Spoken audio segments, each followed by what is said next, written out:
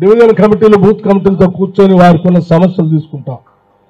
అట్లా 7 డివిజన్లు కూడా నేను సపరేట్గా కూర్చొని వాటన్నిటి తీసుకొని వాటి పరిష్కారం కూడా చేస్తానని కూడా మీ అందరికీ మాట ఇస్తా ఉన్నాను. చెప్పండి, ప్రతి డివిజన్లో తిరగండి, ధైర్యంగా తిరగండి, ధైర్యంగా చెప్పండి. ఈరోజు ప్రజల ప్రభుత్వం ఉంది ఇక్కడ, మన ప్రభుత్వం ఉంది ఇక్కడ, ఎవరు భయపడాల్సిన అవసరం లేదు. సంతోషంగా ధైర్యంగా బతకండి. ఇది ప్రజాప్రభుత్వం, దొరల ప్రభుత్వం కాదు, ఇది ప్రజల ప్రభుత్వం అని చెప్పండి. దొరతనంతోనో లేకపోతే దాదాగిరితోనో ఎవరో దాడులు చేయటానికి వస్తే ఇక చెల్లదో వాళ్ళకి మార్గము, దారి, వాళ్ళ స్థానం ఎక్కడో కూడా చూపిస్తామని కూడా చెప్పండి. మీరు చెప్పి ప్రజల కోసం పనిచేయండి.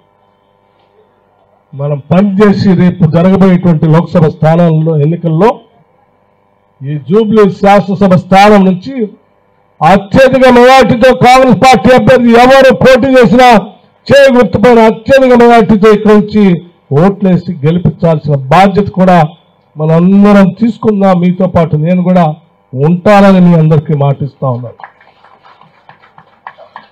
కానీ చేయాల్సిన పని బాధ్యత మాత్రం మనందరిదని మీ అందరికీ సవినయంగా నేను మనవి చేస్తూ, ఇక్కడ ఉన్నటువంటి ఏ సమస్య అయినా ఎప్పుడైనా నా దృష్టికి తీసుకుని రావచ్చు. హైదరాబాద్, సికింద్రాబాద్లో ఏ సమస్యలు ఉన్న వాటిని పరిష్కారం చేయడం కోసం 24/7 నేను అందుబాటులో ఉంటానని మీ అందరికీ మాటిస్తా ఉన్నాను. అదంతా తెలిసినటువంటి వాళ్ళు. ఇది మనందరి బాధ్యత. మీ అందరికీ నేను సవినయంగా మనవి చేస్తూ, క్లీన్ అండ్ గ్రీన్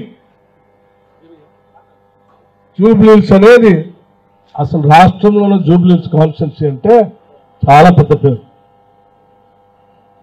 అటువంటి జూబ్లీహిల్స్ కాన్స్టిట్యున్సీలో క్లీన్ అండ్ గ్రీన్ అడ్మినిస్ట్రేషన్ ఇస్తామని చెప్పండి. క్లీన్ అండ్ గ్రీన్ అడ్మినిస్ట్రేషన్ ఇస్తామని చెప్పండి. హైదరాబాద్ మనది, మనందరిది.